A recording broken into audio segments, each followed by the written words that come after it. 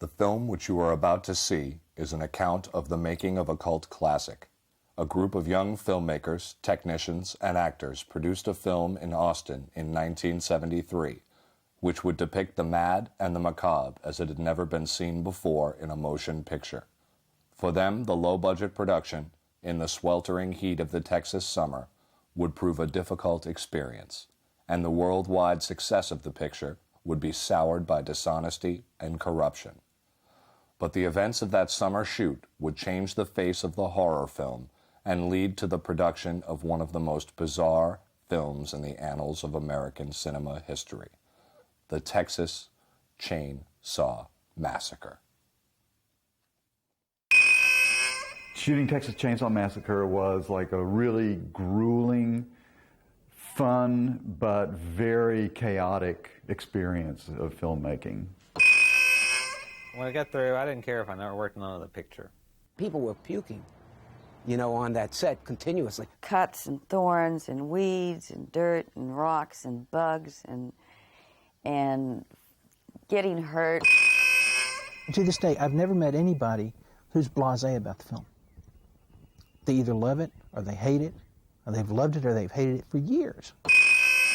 Everything is incited to attack the audience.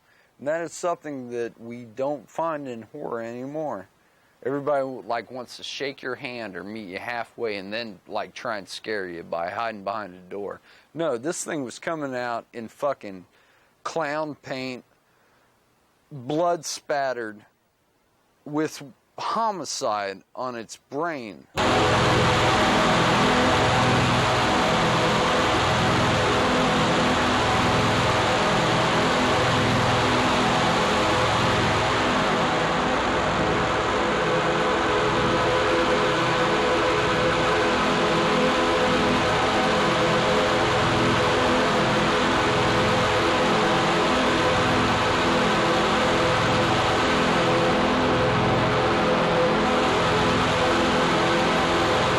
Armadillo shot was that's just pure ridiculous accident. The original script called for there to be a run-over dog in the road. It was a shot of this run-over dead dog and come up to the van going by. The script started with, a shot of the sun, and then the sun was to dissolve into the glazed portion of a dead dog's eye. And the camera starts moving back out of that. Then you see the van pull up in the background. But they got out to shoot that, and God had given them the most wonderful gift in the world. There was this dead horse by the side of the road. This never happens. You never see a dead horse lying by the side of the road. This was the perfect thing. This giant dead horse covered with flies, the perfect thing to shoot and pull up to this thing. But they didn't want to shoot that because their delicate sensibilities meant that they'd have to get close enough to shoot it and it would just stink. I was out driving around the countryside and saw a freshly killed armadillo that had just been hit by a car, so I took it home and got a book about how to do taxidermy, and I taxidermied this armadillo just for the hell of it. So that ended up being the dead thing in the road and not the dead dog. Domesticated creatures, and it was just too horrible. You've got an armadillo, we'll just put it down on the ground, run over it, and splatter its guts everywhere, and I said, no, you won't. I don't recall ever having the idea of running over his armadillo. I respected that armadillo. And they said, okay, we won't destroy it. And Bob, I had no intention of messing up your armadillos, help me God. To me, it's a completely ridiculous looking thing, but then people have gone into just great paeans of glory about this wonderful, spectacularly grand, brilliant opening. I love movies. The summer of love was over. The 60s ended with Charles Manson and his family bringing a new, dark perspective to the ideal of free hippie life. The Vietnam War continued to rage on under the Nixon government. Advances in technology had allowed man to walk on the moon. American cinema was also changing in the wake of Easy Rider, as young radical filmmakers started to replace the Hollywood old school, and the horror genre was no exception. In 1968, George A. Romero's Night of the Living Dead brought horror home in graphic detail. Gone were the creatures from outer space and monsters from Eastern European folklore. Night of the Living Dead was not set in some distant past in some far-off land. The threat? Flesh-eating human beings attacking the modern American home. The violence lingering and visceral. The climax inconclusive. Stubbornly refusing to provide the audience with a satisfactory resolution to help them sleep at night. Night of the Living Dead was an enormous success on the drive-in and midnight movie circuits, and set a precedent for the genre from which there was no turning back. The emphasis now was on the contemporary attack on the American dream. Young, vital filmmakers were eager to depict their visions of a dysfunctional America, and horror was the perfect milieu for that metaphor. Drive-in screens across the U.S. were flooded with this new wave in low-budget horror cinema.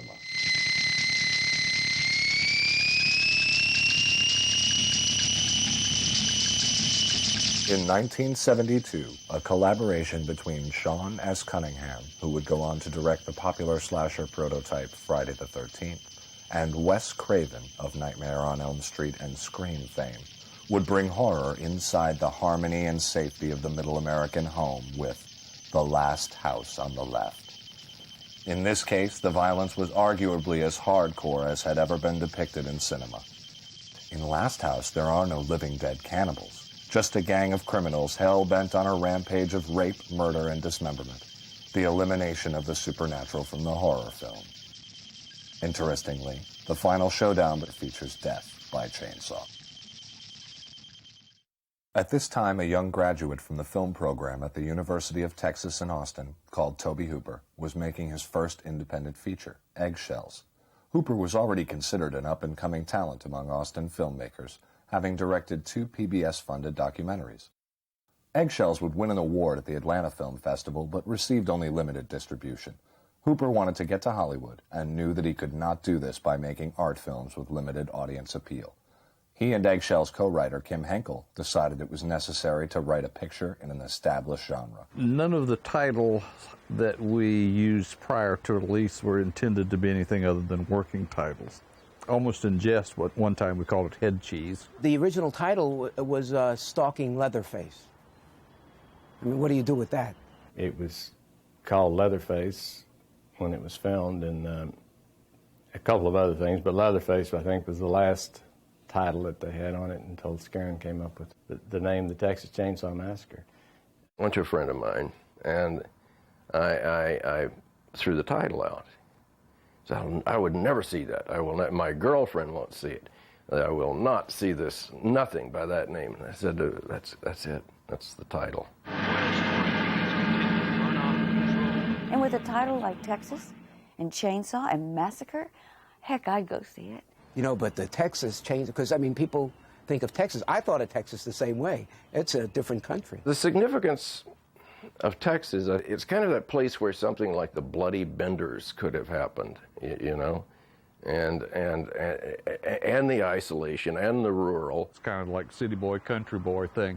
You know, we're all afraid that out there in those kind of dark corners of rural America or wherever it may be, that there are these inbred types that are doing terrible and dastardly things. It's like I was always, you know, in Texas, always lived in the city, and out there got kind of scary. And I think one of the appeals of the film is that it's not a supernatural film.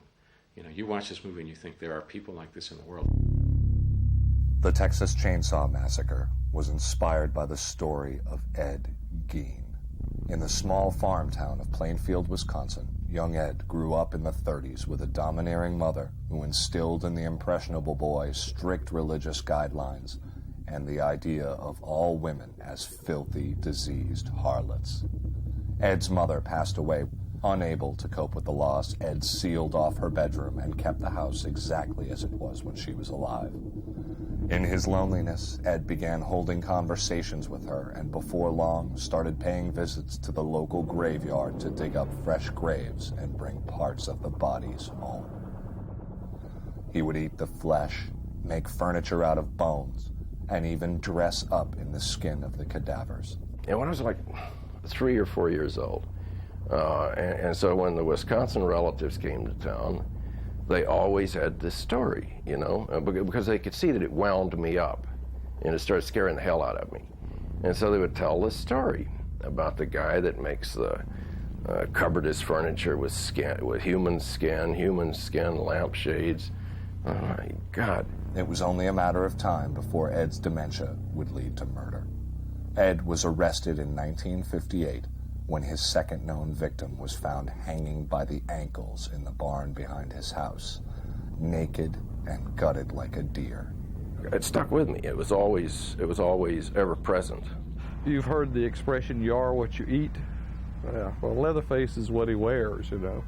He assumes the personality and the character of the mask he dons. He's the most powerful character in the film, physically. He is the most violent of the characters in the film. He's also the most frightened character in the film. He has somehow, by the older brother, probably assumed that role, that the feminine role in the house. Even though he's extremely violent and dangerous, in fact, he's really defending himself. That's really what he does. He's a big baby. I mean, in fact, inside the movie, he freaks out because he doesn't know where in the hell are they coming from? Where are all these people coming from? The character came out of long discussions with Toby and Kim, and then my attempt to say, how do I create that personality without having a voice or a face? So what I did was I went to a state school, which was a residential community, a campus community for retarded persons. And I just spent these 2 days on the campus walking around, watching the way people moved.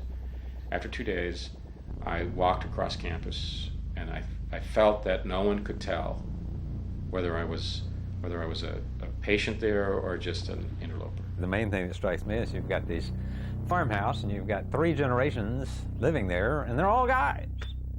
Aren't there any women?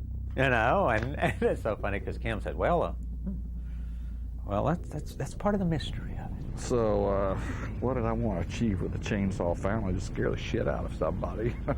Now, Grandma was not in the script. I just made Grandma. You know, I said, at least have a petrified grandmother sitting up there to show at one time there were women. Get-togethers, reunions, whatever, holidays. I've seen more dysfunction and more hell, you know, riddled through families than I would like to have. I wish I hadn't seen that much weirdness and family behavior. So I kind of always wanted to do something, you know, that's about a dysfunctional family. What we did is to create 2 corporations. One was Vortex, which was the production company, and the other was MAB, which was the investor corporation. Basically, Toby and I formed it in a sense. I mean, we didn't do the legal work, obviously, but you know, we created as a company that was really the production company. The production company, of course, controlled the production, and the investor corporation funded it. But the control was with the production corporation, with Vortex, as far as the film was concerned. And then the investors got their original investments back, and then after that, it was split 50-50. And I was with the Texas Film Commission. We started, and so I knew what we were trying to bring films to Texas, and all of a sudden there was this film being made by a Texan instead of flying him in from New York or L.A. At that time in Austin, Toby was the only filmmaker who had actually done a feature film. And so for us to have the opportunity to work with him, we were all really thrilled as young film students. He was telling me about this, the next picture he wanted to do was a horror picture, but unlike any horror picture you've ever seen, Wayne. I heard about Tobe Hooper, this wacky guy who had made a movie called Eggshells, was getting ready to make this horror movie. And they were looking for, you know, young people to walk in and get their brains smashed in. I said, I can do that. Hello? He was going to school at the University of Texas, taking filmmaking as his major, and he was graduating this year. And they had written this play called Leatherface, or this movie called Leatherface, and wondered if I'd be interested or if I would take a part in it for him. Look what your brother did to that door! You know, they're making this movie in town, these fellow local guys. And it's a shame because you would have been perfect to play the killer, but they've already hired somebody to be the killer. A week later, I'm walking down the street and I run into him. I don't even remember him. And he stops me in the street and says, you know, this guy they hired, he's drunk. He's drunk in a motel and he won't come out. And they're desperate. Shooting began on July 15th, 1973, and would last for 32 days.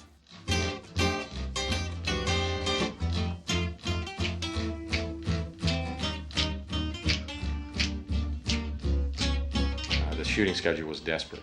Oh, it was murderous, you know. It was hot as the middle of August. 7 days a week, 12 to 16 hours a day. It was an extremely difficult shoot in the sense that it was extremely hot. And we were extremely low budget. Everything's extreme on the shoot. At the time, I had just gotten a 40 Econoline van because I wanted something to kind of carry my equipment around in. And we had high hopes of making a lot of movies in Austin. And Toby needed a van for the kids to be traveling in. And so we made sort of a deal. I was sound man. My van was there every day, so you could rent my van. And so they used my van for the production. Spend most every day in a sidewalk cafe, drinking coffee. Inside a van on a road in Texas is not a pleasant place to be at almost any time. It's in the middle of August, it's hot. It was so hot that, I mean, you could only shoot for a matter of a few minutes. It was cramped because you got a sound guy, you got a fellow with a camera that's trying to get out of the way and trying to get the best shots. And it was fun to see Toby get cramped up and upside down and every which way inside that van. I think we got along pretty good. We had our trying days, but I mean, we got along pretty well. The unit that's in the van obviously are friends, and these were people that were brought together, and I'm not sure if any of them knew one another, so I had them spend a lot of time together. And even within the group in the van, it was funny because Paul was like the outsider, intentionally. I mean, in the van he was, but then also just as we hung out too, Paul was kind of like, you know, ostracized, send him over there, you know. Unfortunately, Franklin was such a whiny bastard that I was afraid if I ever took him off that I couldn't get him back. And so I kept him on. And so it was easy for me to go, God, I don't want to be near that son of a bitch. And you can't blame him either. He really was Franklin, because Paul Partain is really a nice guy. The guy I met named Franklin was easy to act with because you really didn't have to do much acting. Sally, what now? It was very easy to imagine that, okay, if this is the kind of treatment that Franklin would get and the kind of treatment Franklin would deserve, because, you know, he's just who wants to be around that shit all day? Come on, Franklin. It's going to be a fun trip. Yes, it was real effective. We were ready to kill each other. There wasn't like a bad egg in the group, you know. Some shoots we've all worked on, and there'll be one jerk or one problem person, but except for Bob yelling at us all the time, "Don't touch that chair! Get off of that stool!"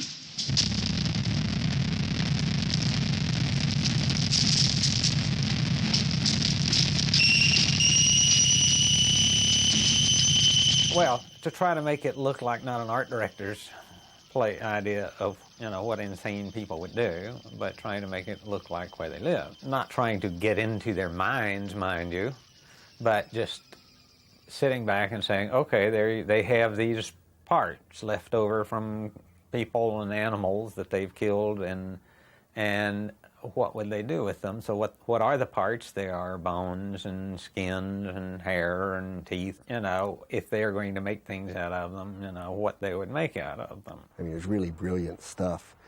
And as far as I know, the most of that stuff, he made it. He designed it, he made it. I'm sure with Toby's influence and direction. They were art pieces, to tell you the truth.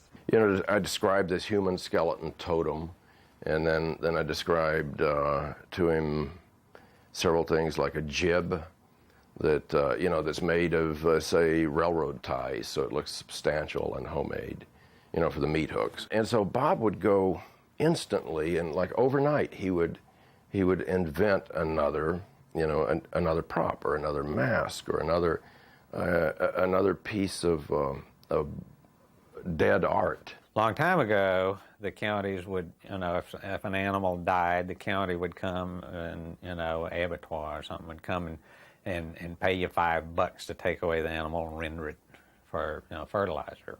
Then the county got to where, you know, they'd come around and pick them up for free, but then they got to where you had to pay them to come pick up the dead animals, and at that point, the farmers just said, to heck with this, and so if a cow died or something, they'd haul it off in a distant corner or field and just let it go away.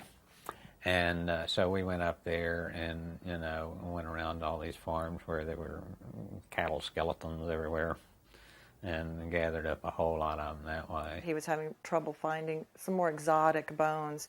At the time, I was working part-time for a veterinarian, so I had access to a huge boneyard. I know there were some monkey bones out there, and Bob just had a field day. He took his knapsack, and it was hilarious watching him just jumping over all these things, jumping for joy and just loading up his knapsack like a complete insane person. There was a lot of collecting of dead animal parts.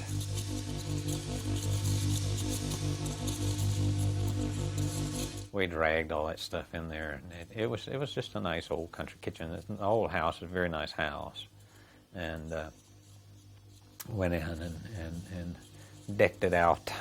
It was just like the family should live there. And so already when you walk in and you saw this, you felt uncomfortable, itchy. You didn't want to touch anything. At the time, I don't think we really appreciated it as much as I do now, especially since I am decorating sets. I just think it was another character in the movie, and it would not have been the same movie without all of his work. I worked a long time doing experimentations of material to try to make something that might look like human skin that was peeled off and dried. And like the Leatherface faces, we took molds of people's faces, and I came up with this formula, if you will, of using liquid latex and some fiberglass insulation material that I could peel off in very, very thin sheets and stick in there, and so it layered up, and so it was fibrous looking, and it was translucent, and it would naturally turn this kind of brownish, yellowish color. It would maintain a bit of the facial form. People we see and killed in the movies, they've been hit on the head with a sledgehammer. So each of them is going to have a hole, or has been abraded, bashed through right there. And so then, okay, what would they patch that up with? So we wired it up with, thin wire, and it was all this very crude stuff, and sewed on things, to make it look like they had peeled somebody's face that they had killed. And then, had the face, they had the mouth kind of wired open with wire inside it, and wired everything. You could see what they did.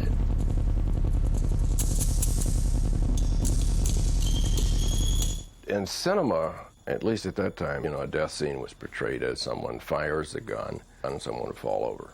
At one time, I'd wanted to be either a doctor, a mad scientist, or a magician.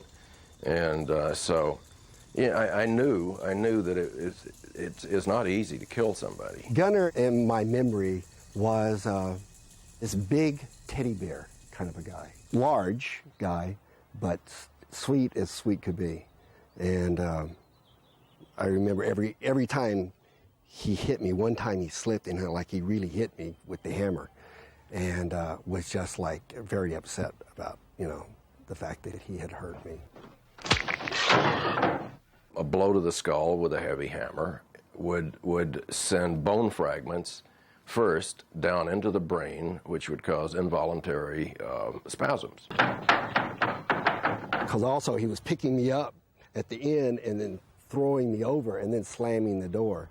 And I remember after every take, he would come, "Are you okay?" Then you get the imagery of Slaughterhouse when Leatherface drags him up that little ramp, like you know, this is the little mock slaughterhouse, and he closes this leather door.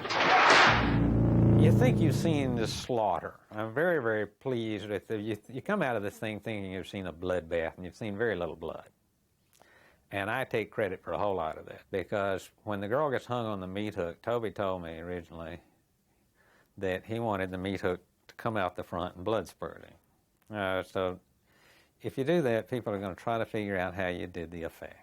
I put in a lot of telephone calls to the MPAA asking their advice. You know, how do I get an R rating? No, actually, I said, how do I get a PG rating and hang someone on a meat hook? And I talked him into, you know, it will be much, much stronger with no blood at all. And that scene has not one drop of blood in it. I knew how they were doing it at the time, and it still just scared the piss out of me, to tell you the truth. I had to come up with something that would fit under this very skimpy costume that had the strength to hold her up. I also had to design it with a woman's anatomy in mind, because she was basically, all the weight would be on her crotch. I had nothing to do with that. I washed my hands of all that completely.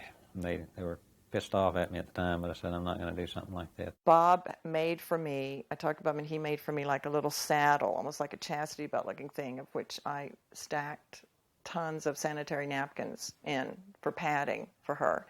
Then I came up with the idea to use nude stockings. I crisscrossed them across her body in the front and in the back. And then what was great, which I hadn't planned on, it worked really well, is there was just that little bit of a jerk. She won't talk about it, and I won't talk about it. She was a great sport about it. And I think the longest we could hang her was about a minute. I had a 2-year-old daughter at the time, and she would come out with my wife when she brought the food, and she would just kind of play around the set and go into people's trailers.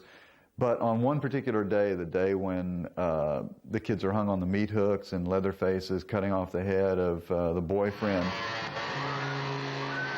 lunch came just at that moment as we started rolling camera. And my daughter came running in to say hello to everybody just as Leatherface was coming down with his chainsaw. And she screamed to high heaven and went running out of that house and down the road and was like trying to get away. No one had seen this kind of thing. People didn't know how to react. They didn't want the victims, they didn't want the actors to see me, because they wanted them to be genuinely frightened when they get killed. I had set myself up, you know, where I was going. I had myself blindfolded, and I had them lead me into the room and just kind of block it out without me even seeing what Gunnar looked like in the mask. The shot was simply, I was going to come running into the room and screaming at him. I was going to raise the hammer. He screams in terror, and I hit him and kill him with the hammer. To make it look realistic, there was a fellow actually on the floor behind him who had his hand in the back of his belt, so that as I swung the hammer, because my hammer obviously wasn't going to hit him, as I swung the hammer, he was going to jerk Alan to the floor. I worked myself up. I was getting really into it, blah, blah, blah, and they do the action camera rolling. I come roaring in. Alan turns. There's this beautiful look of horror in his face. I start screaming, giving it a blood-curdling scream. He rips loose of the belt guy and dives out the door, ruining the shot. He was so frightened he couldn't do the take. Sally, I hear something. Stop. Stop. When Leatherface comes out of the bushes, that's still the scariest moment in the movie for me. So when I saw him in his rig, it was total surprise. I can't help it. I'm thinking, you're in it, stupid. But no, it's still, it's still scary. Dottie Pearl was on the left side right here. Toby was on the right. Camera was shooting over my shoulder. Gunnar, of course, coming in. We had red Karo syrup in our mouth. That was the fake blood. All three of us had a mouthful of it. And every time Gunnar would come in and make a pass, we'd all spit. And it gave me a chance to take another giant sip of the blood while they were pulling the chainsaw back, and every time they would hit, I would spew this blood again. We were squirting to get, to see in the flashlight, hopefully to see some spray go. and some, you don't see the wounds happening. You see the after effect of it. But yeah, we were either spitting it or flinging it or something. I don't know. And we just kept doing it until we were all out of spit. And it worked great because it looked like, he was hitting, of course, a main artery. There were a lot of people like getting hurt and like, I don't know if it's so much the subject matter, or I guess so, but there was always seemed like there was that edge, that if you weren't careful, you were going to get hurt. And people did. I know Marilyn did. Those black eyes and everything were real. I had to remember where I was in the picture to see if I needed makeup to remove them. Started out trying to beat her to give me this stick, or that broom handle in that. It was a real broom handle. It was wood. Poor Jim. We shot that all night long, and hour after hour we were doing all this takes, and he was trying to pull the punches, and Toby would tell him, it looks like you're pulling the punches. And I had to hold back, and you can't, don't hold back, it looks fake. We'd give you a rubber one to hit her with, that looks fake too. Take after take, it's getting later and later. Finally we did it so much, and Marilyn was getting beaten up a little bit. She told me, she said, Jim, come on, let's get it over with. About the 8th time, I finally was catching on to it. And I really lacing it to her, and they said it was a take, Boy, old Marilyn, she was keeled over. One shot where I'm in the chair with the arms, they needed a gag, and they said, somebody get a rag or something. So somebody found something on the floor somewhere and got this gross, filthy rag that had been gosh knows where. And that looks good. Oh, put it in her mouth. This is a gritty, nasty, disgusting that we're going to have to use again and again. No one thought about getting a clean one. And there was one time where Ed Neal's groping at me, and I'm like this. And so I'm in this chair, and my feet and hands are tied, and the camera's right there.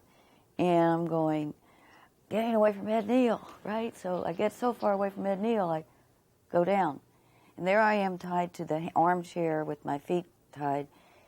And the first thing the cameraman said is, she went out of the shot. And then they just said, well, let's do such and such. And I'm sitting there on the floor with the gag in my mouth, still, somebody get the girl.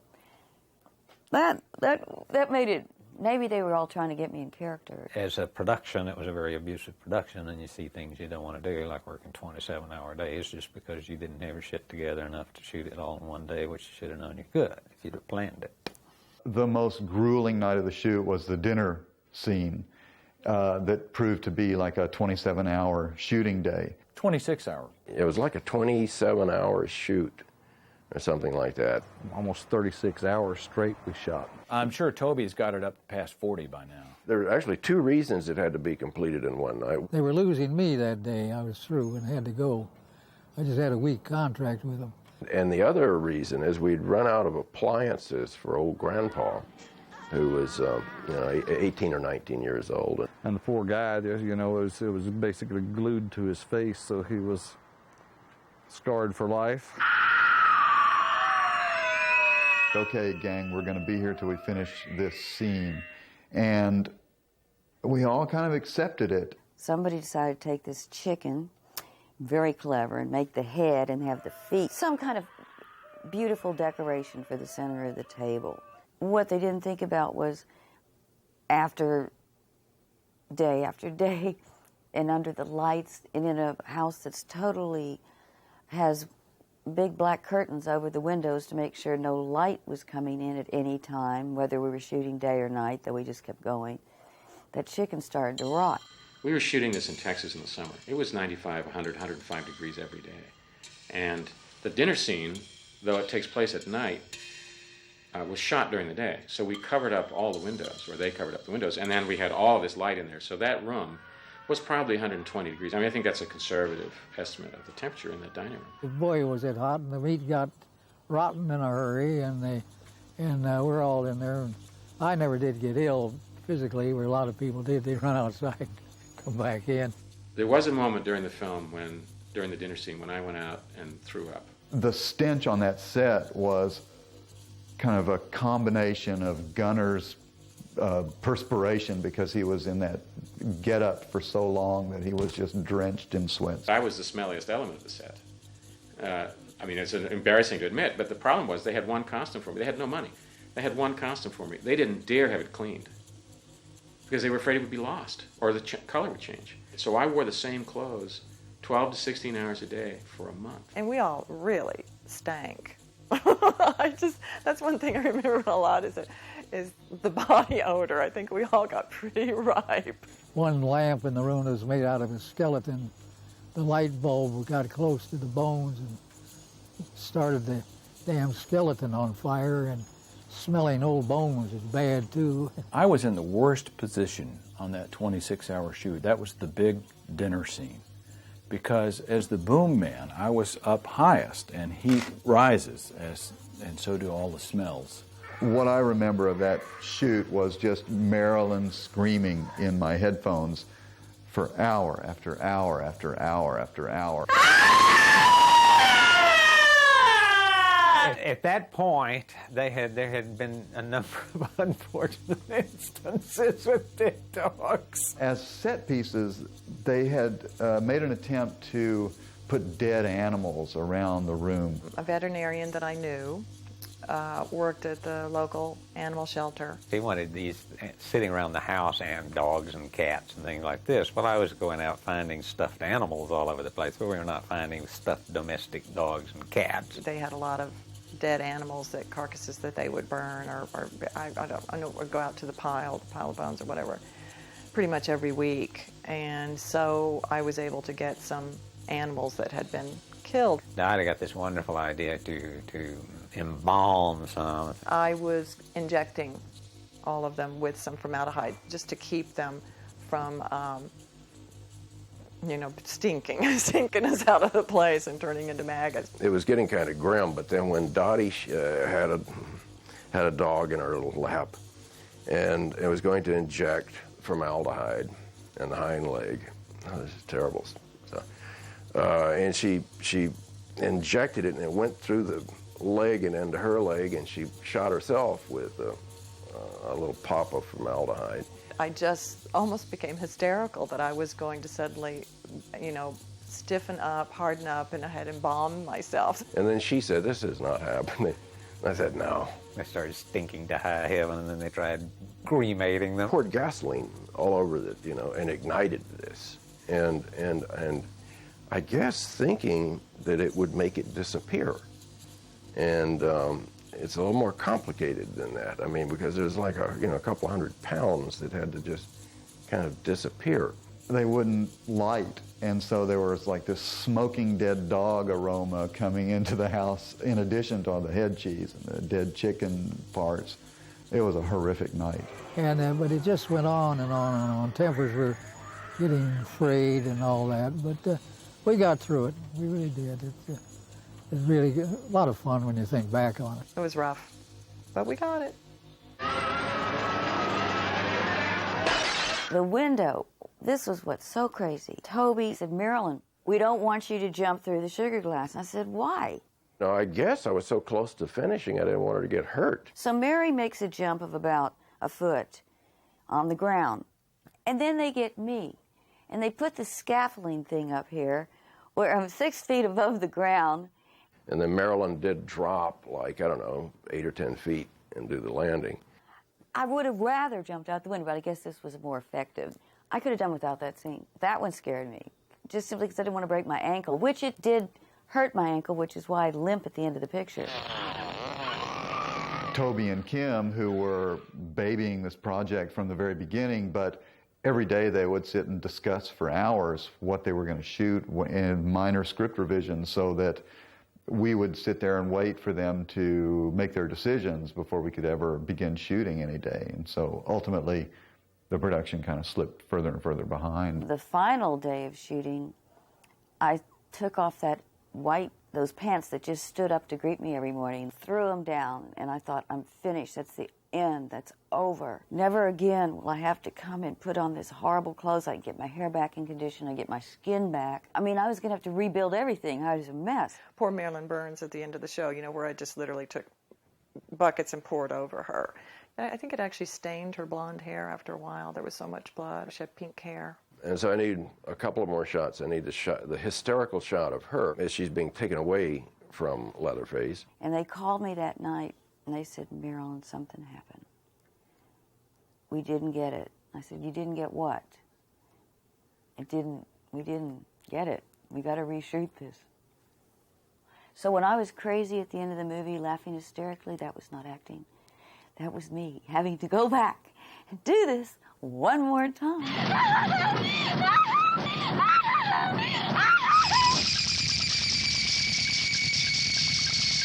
To keep costs down, Hooper and Henkel convinced participants to defer salary until a distribution deal was struck, then awarded points.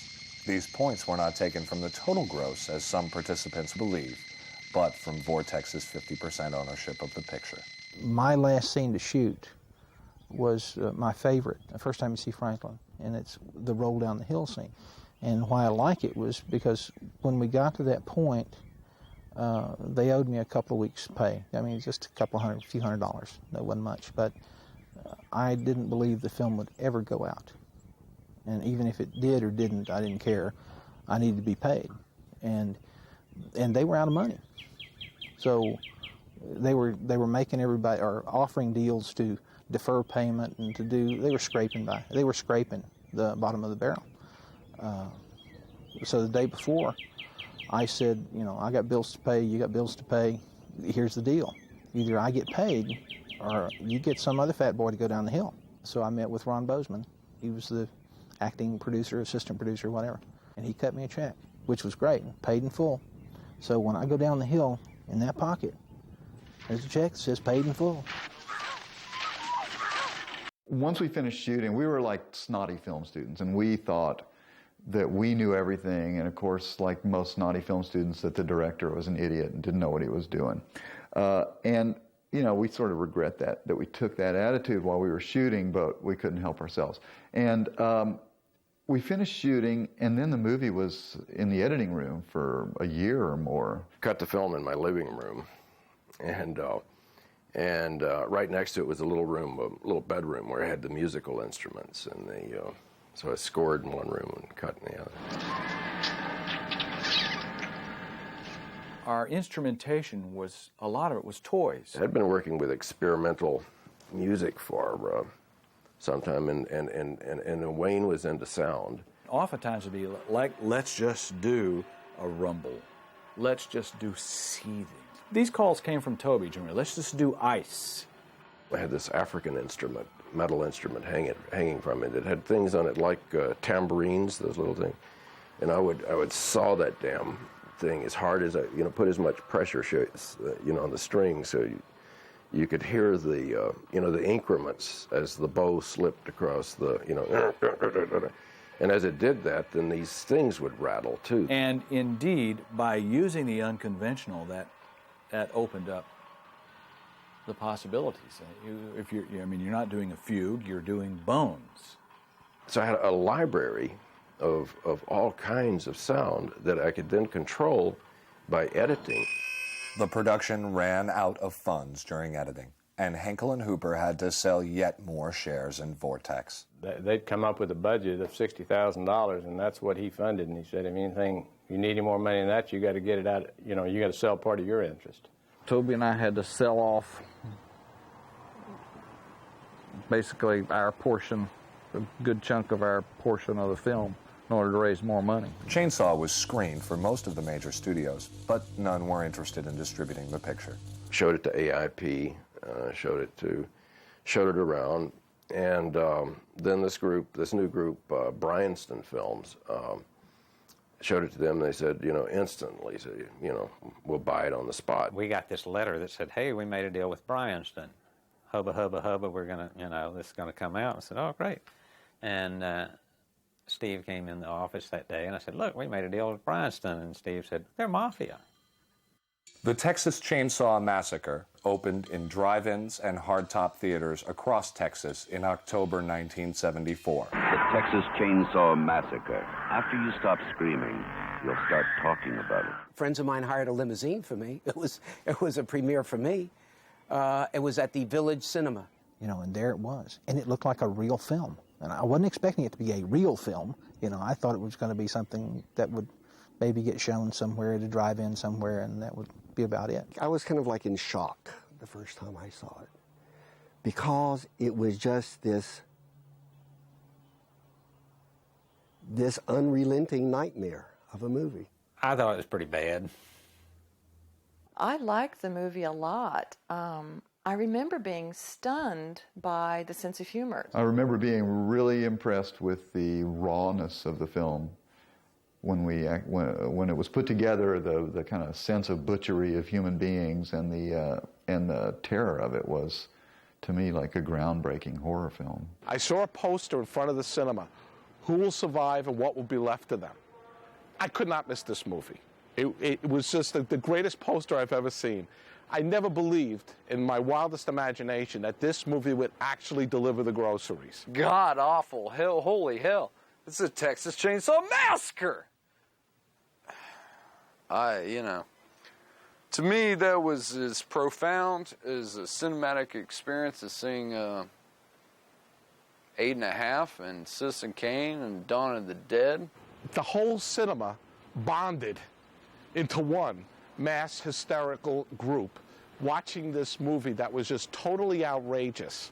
Rex Street says the scariest movie you'd ever seen, such as that, and then it really took off. Yeah, it got really good reviews and people loved it, and it kind of surprised all of us who worked on it because we weren't really prepared for any sort of acclaim to accrue to that movie. This movie is happening.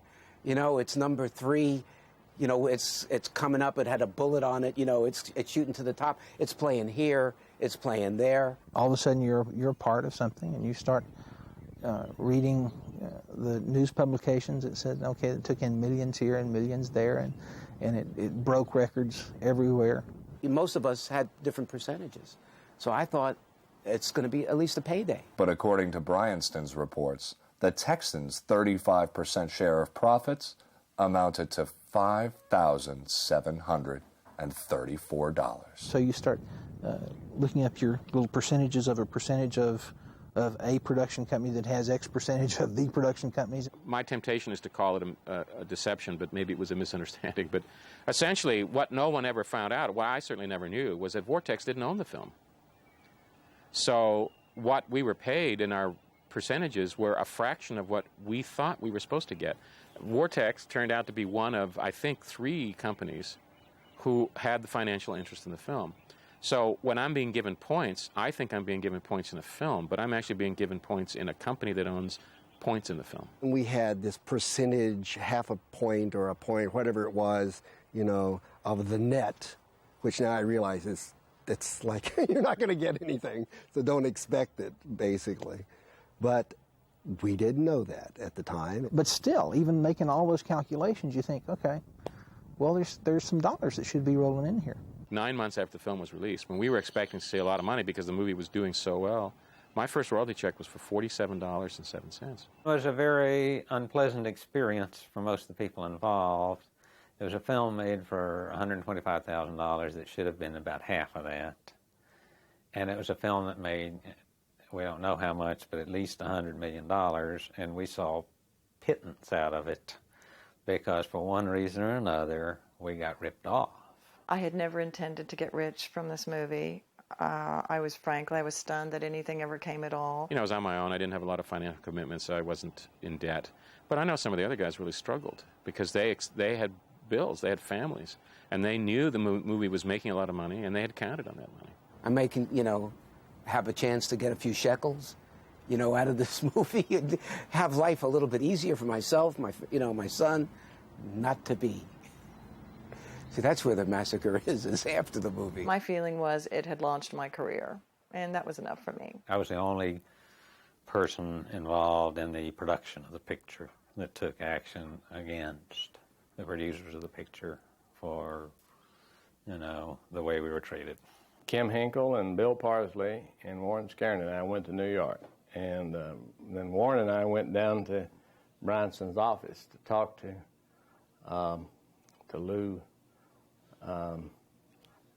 I've called him Lou Piranha so long that I can't really ever remember his real name. Basically, they made a deal with a known mafia company, and they couldn't figure out why they got ripped off, and said, think about it. Made a deal with a guy named Butchie Piranha. What do you think? And we walked into his office, and he was seated there with a couple of big henchmen on either side of him, just like in the movies. I told him we'd come to audit the books and we wanted to see him, and he said, well, they weren't available. And I said, well, you're either going to have to let me see those books or, you know, I'm going to have to sue you. And he just looked me straight in the eye and said, you don't have enough balls to sue me. And well, he's half right. I came back here and sued him. But by the time the Texans sued Bryanston in May 1976, the company was apparently broke. Instead of forcing Bryanston into bankruptcy, the Texans settled for an out-of-court payment in February 1977 of $400,000 for their share of profits and to relinquish control of the movie. I don't guess anybody will ever know exactly how much that they stole. The Texas Chainsaw Massacre, despite its lack of on-screen bloodshed, would attract an R rating in the States. However, elsewhere in the world, the censors were not quite so lenient. In 1975, the British Board of Film Censors refused to grant Chainsaw a theatrical certificate, with BBFC Secretary James Furman commenting that the film seemed like the pornography of terror. Furman said at the screening of Texas Chainsaw Massacre that this film is fine for middle-class intellectuals at the National Film Theatre, but imagine its effect on the average car worker in Birmingham. James Furman actually went through the film to see what could or should be cut, and discovered that there was no one individual scene or image that was unacceptable, that it was the massive kind of cumulative frenzy of the Texas Chainsaw Massacre which wasn't acceptable, and therefore the whole thing had to be cut. And the film remained on the BBFC blacklist for 23 years. It is subjective, and the sooner that's admitted by all and sundry, the better, I would say. With a long history of inconsistent decision-making, it is perhaps not surprising that as soon as James Furman retired from his position at the BBFC in 1998, the new guardians of moral decency in Britain, Robin Duvall and Andreas Whittam-Smith, finally decided that Chainsaw was no longer a threat to decent society, and the film was subsequently granted an 18 certificate in an uncut form. In the 25-plus years since the Texas Chainsaw Massacre first assaulted the senses of a mass audience, its popularity has continued to grow, and now a generation of horror fans who were not even born when the film was made consider Leatherface as one of horror cinema's great villains. What's your favorite scene from Chainsaw, fellas? Leatherface. Pardon me? Leatherface.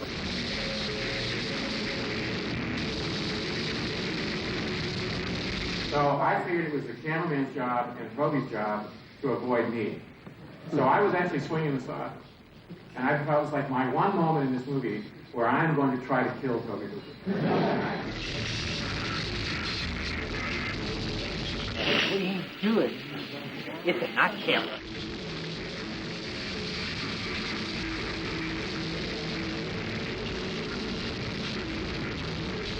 The Texas Chainsaw Massacre has had an unquestionable effect on the horror genre. It is arguable that the elusive killer Leatherface has inspired a whole multitude of masked slashers throughout the 70s, 80s, and 90s. And it is claimed that the origin of the triumphant surviving female, now a staple of the genre, originated with Chainsaw Sally. What I wanted to do was to come out of my mental institution and go after the family. That was my... I thought that would make a good movie. Being the product of a genre synonymous with exploitation, coupled with the fact that Leatherface survives the length of the original film, it was only a matter of time before the sexually ambiguous, chainsaw-wielding maniac would make a return to the big screen. I brooded for years that no one appreciated or saw the humor or the comedy in Chainsaw 1, and that's true. It took like 8 years. It was so damn shocking. The Texas Chainsaw Massacre Part 2 was a big-budget Hollywood production starring Dennis Hopper, arriving almost 10 years after the original. The emphasis was on black comedy, but this didn't stop Hooper from pulling out all the stops as far as gore was concerned. We want you to be in it. Can you be in it? And he said, we're going to start it next, whenever it was. I said, yeah, fine, heavens, yeah. And why they only got me back, I don't know. They asked me to be if I was interested in being in the film, and I was. The problem was what they were offering me for pay. They offered me scale, union scale plus 10%. And I asked them why there was this 10% added, and they said, well, it was for your agent. So I said I wouldn't accept it, that I thought that that was much too little, and that I wanted them to think about what they thought I was worth to the film, and then come back with some offer that reflected that value.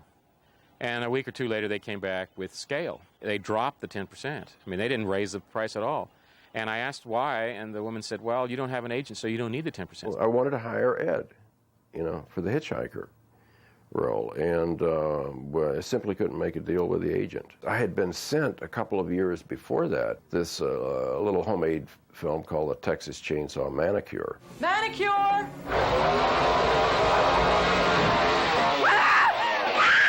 He loved the manicure.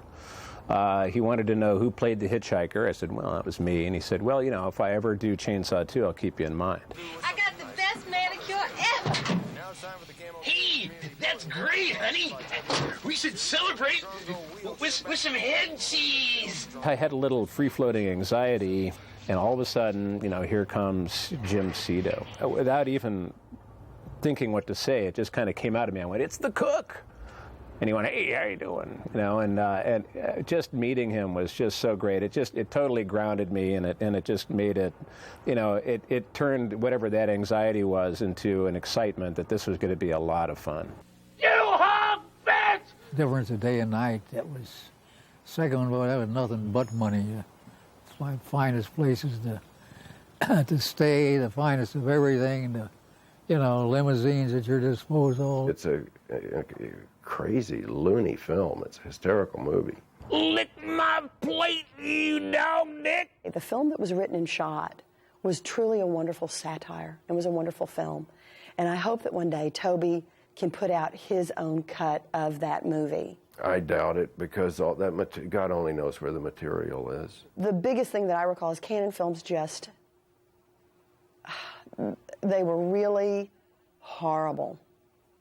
They were horrible. They treated Toby horribly.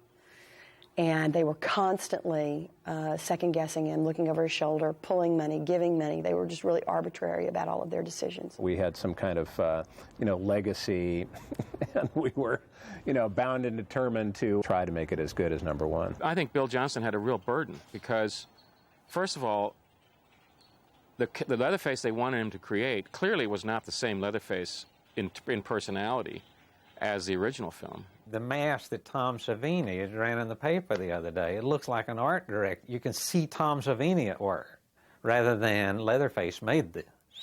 Two different movies, but still two pretty good movies, I thought. This was going to be a magic, wonderful revisitation. The first film, but better. The first film, the why behind the first film. A bit of the why behind the first film. And Cannon Films didn't want the why. They just wanted the first film over and over again. Well, it was not finished, for one thing. There were incomplete sequences. And they got a hold of it and cut it themselves and just fucked it up. Cannon at that time was sort of running their business out of a couple of different countries.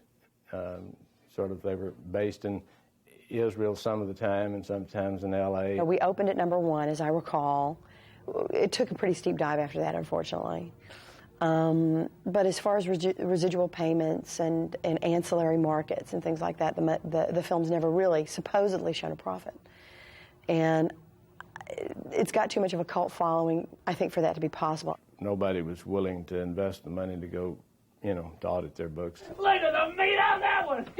What happened to the money? Where's our money? What happened? Because the first one, the big rumor in Austin always was that there were some shady financiers behind the film, and that's where all of it went. I suppose Canon Films now are the shady financiers behind number 2. In fact, I think, all things considered, it came out, it came out well, regardless of if it was what I set out to do or not. Leatherface would return again in a far less lavish New Line production, in Leatherface, The Texas Chainsaw Massacre Part 3. But I basically was like probably literally the 50th choice to do this movie. I really think they literally went down a list, because I've met so many directors in the subsequent years that say, oh yeah, you did that Leatherface movie. Yeah, I was offered to have it. Man, I just couldn't do it. So I was just literally, I got it by, total default. Because I know McNaughton turned it down, Peter Jackson, they literally went through a list. New Line said legally cannot speak to Tobe Hooper or Kim Henkel. Given my druthers, I would have wanted to rewrite the script, because Dave Scow is a talented writer, but I just felt that there were a lot of unanswered questions, a lot of needless questions that the audience would come to ask, because like, who is this family? Where do they come from? It's a pretty damn big coincidence that they happen to have a desiccated grandfather that they keep alive too, or don't keep alive, or whatever. My concept was, hey, let's at least return to the more nasty roots and dark humor versus an overall jokey tone. First thing when I got the job, I go, man, this would really make it the true sequel.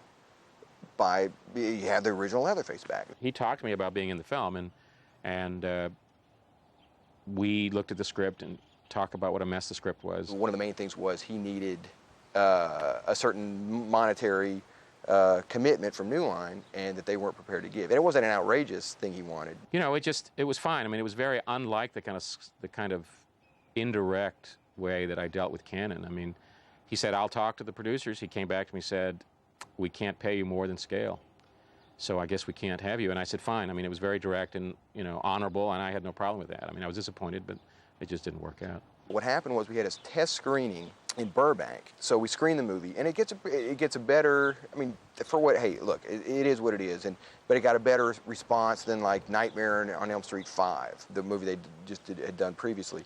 So we had this big powwow at the end of the evening, and they're just livid. Bob Shea and this guy Rolf Mitwig, the head of foreign, Rolf says, do you realize it'll be banned in every country? I can't sell this movie foreign. It's way too bloody. It's this, it's that. It's way too offensive. It's Bob Shea at the next day comes in the editing room and goes, that's gone, that's gone, that's gone. So all this stuff got truncated. This is way before we even started submitting it to the ratings board. When we ran into all these ratings problems, we had to resubmit it to the ratings board many, many times to get an R. The film constantly, we were cutting the negative, because they wanted to play in theaters right away, and at that time they thought they could still make the October release date. So the negative kept getting cut, and they never did a protection negative of those effects seen. And it was a nasty movie. It was a very nasty movie. I don't want it to sound like it's a lost classic or a lost masterpiece or anything. No, it's not. The theatrical version of the movie made me look incompetent as a director. Because there were scenes where I go, man, I directed this movie. I had no fucking idea what's going on. I mean, because you can't. It was literally incoherent the way they had to cut around this stuff. And I wanted my name taken off the movie. And that's the last words I said to Mike DeLuca.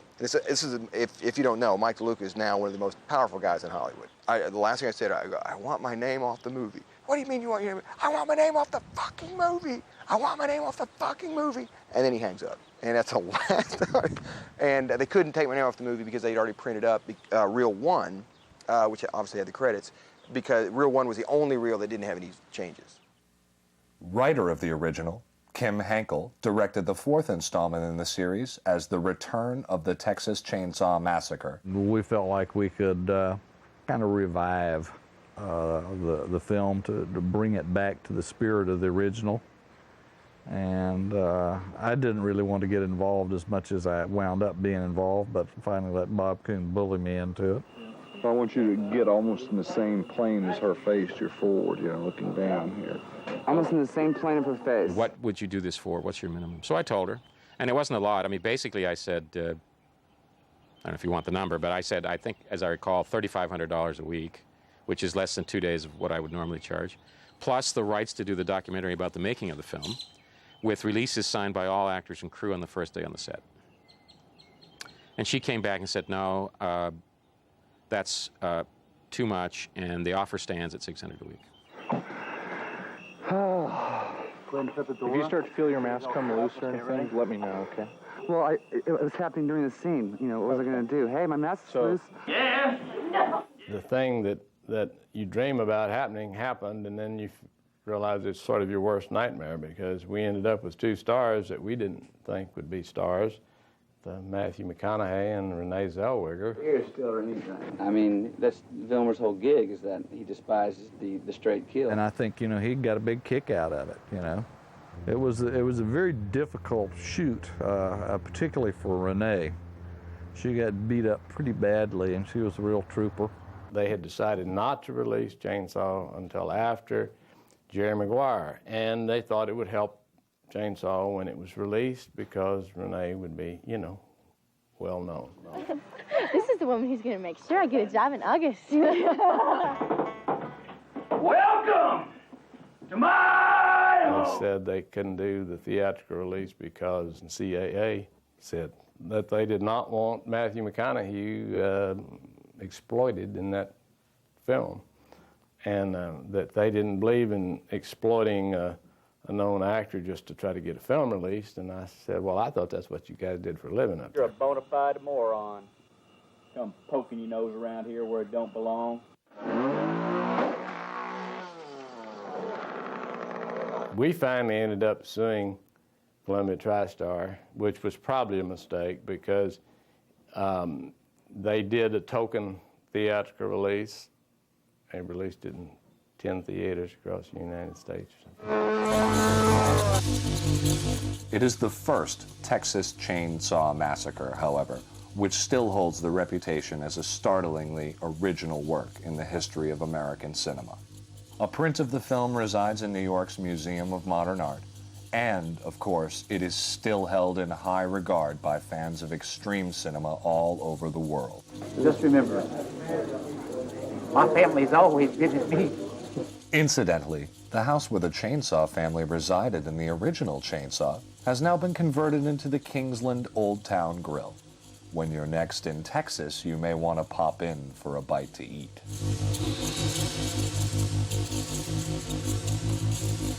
It was really a shock to see it because it's such a beautiful building, and I don't remember it, you know, looking nice like this at all. And if you look up this way, this is the window that Marilyn ran out of. Yeah, this is the hall where I carried Terry McMinn down. We brought Terry down this way. This was the original dining room. This is where the lamp here was. We had Marilyn tied here to the armchair. And then over here was the room with all the feathers and the bone furniture. This was the living room in the film. I thought we were making a good movie. I always believed in that. I think what I was trying to say is, you know, now, this is America. This is the first time I ever worked with a bunch of college kids like that. Mostly always been with the pros, you know, because, and it was fun. You know, and for me it was wonderful because after that I would have to go back to my real work, which is I oversaw or supervised a camp for mentally retarded children and kids with emotional disturbances. And that's pretty intense. Well, people say, well, this is the way movies are made. Well, it's not, you know. If you look at all of us who worked on the film, we probably got paid less for the time we spent than if we'd gotten a job at McDonald's. I've had a lot worse jobs. You know, there's a lot harder ways to really make your living. So if I had my choice, I would go back and sit in that van again in a second and do it all over again. 1, 2, 3, 4.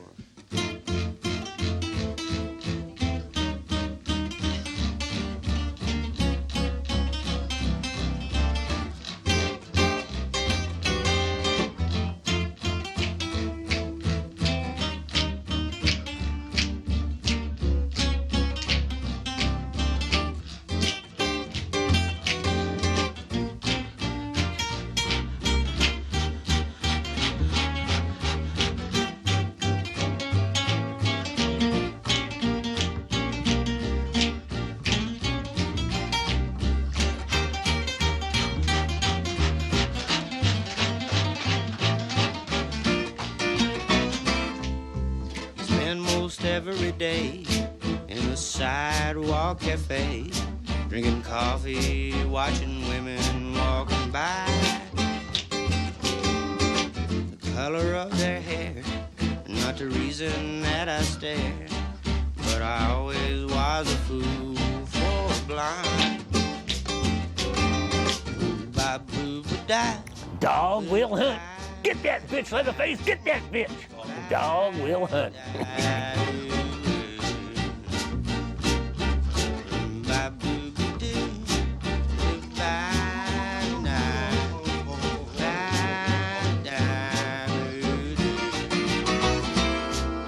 They jiggle and they sway as they strut along the way. Watching's most enough to make you high. The shimmering light is not what brings the bucks, but I'll always be a fool for a blind.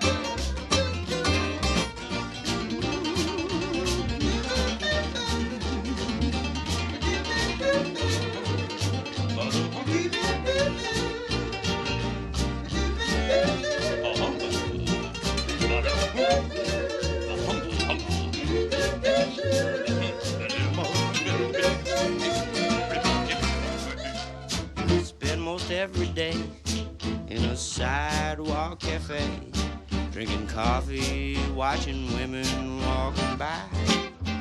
The color of their hair, not the reason that I stare, but I'll always be a fool for a blind.